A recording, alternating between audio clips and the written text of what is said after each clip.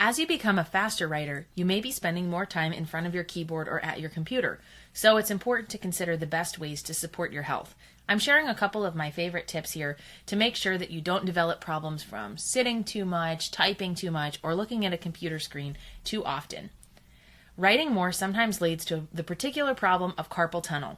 I dealt with this when I was studying for my qualifying exams in the summer of 2014. Between managing a full-time freelance writing business and writing all day in preparation for those exams, my right wrist in particular was really, really painful. So the first thing is to be aware of the risks, to be aware that carpal tunnel can be really painful and can slow you down, and to understand the benefits of taking breaks. So there's a lot of great stretches that you can do to alleviate carpal tunnel, and simply taking a break for 10 minutes every hour and walking away from your computer and doing something else gives your hands a little bit of a break. It might seem like you want to sit at the computer for a really long period of time and stack up all of those writing minutes and hours, but you can do yourself a disservice there by creating a carpal tunnel syndrome that is very, very painful. So those breaks should always be budgeted in. They work really well with the Pomodoro technique, because if you're working in 25 or 50-minute sprints to write, you can have your breaks be, 5 or 10 minutes where you actually get up and walk away from the computer. It's not a good idea to have a break where you're just still sitting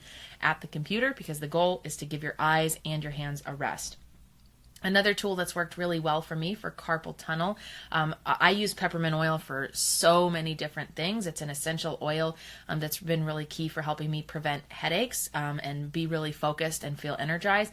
So I use a rollable peppermint oil on my temples. I will also use that rollable directly on my wrist if it does start to act up a little bit. I tend to find that on Thursdays and Fridays when I've been writing all week. So of course, as with anything, talk that over with your doctor and make sure you're not sensitive to it. A wrist brace is kind of a last resort if you have to continue typing. They're available pretty much anywhere online. I got mine from Amazon, and I only had to wear it on the one hand, the right hand, that was in a lot of pain from carpal tunnel. It kind of helps hold your wrist in the right position, but it can be a little bit clunky and will therefore slow you down. So again, taking those breaks, using peppermint oil, and not spending too much time in front of your computer are going to be the best defense against developing carpal tunnel. And carpal tunnel really isn't the only thing to worry about. Sitting all the time, of course, is not great for you either. So that's why I do advise that when you wrap up your Pomodoro, you step away from the computer for 5 or 10 minutes and you go do something else. You go load the dishwasher, run the vacuum. Sometimes I will even get on the treadmill just to run or walk for 10 minutes just to get a little bit of a break.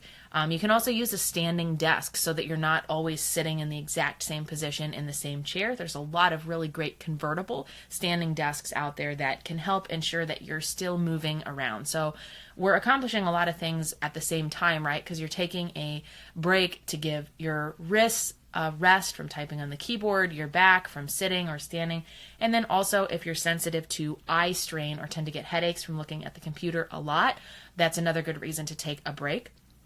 I use blue light blocking glasses. Those have been really helpful in cutting down on headaches and tension associated with eye strain. I just got, a no prescription set of blue light blocking glasses for like $50, including shipping, and I wear them every day, every time I'm in front of the computer, and that has helped me a lot. So those are just a couple of tips to keep your health in mind as you are essentially committing to spending more time in front of the computer by upping your